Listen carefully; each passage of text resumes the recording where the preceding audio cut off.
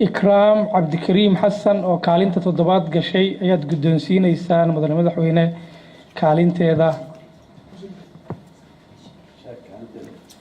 كالينتا تضباط وايه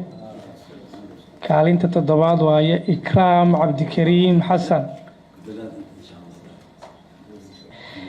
waxaa noogu xiga kaalinta lixaad maxamed haaruun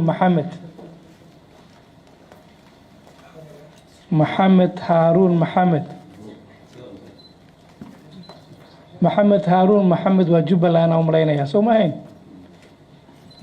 kaalinta shanaad ayaa noogu xigta Faadumo Jamaal Xaashi waa gabadhii noogu furtay aayadaha Quraanka iyadana waa Jubbaland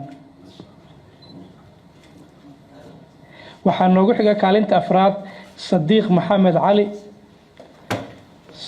Maxamed Cali kaalinta afraad Galmudug kaalinta afraad waaye kaalinta saddexaad Xuseen Xasan Nuur kaalinta saddexaad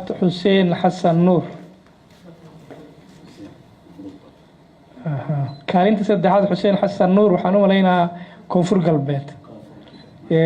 galbeed waa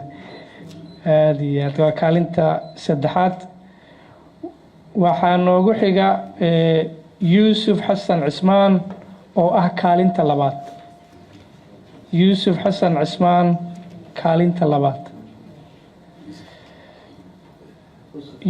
Xasan Cismaan waa Hirshabeelle aad u masan yahay kaalinta koowaad oo ugu dambeysa ayaa noogu xiga Mujiiburaxmaan Maxamed Cabdulaahi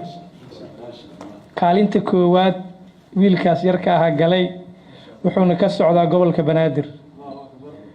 ma sha Allah Mujiiburaxmaan Maxamed Cabdulaahi la yiraahdaa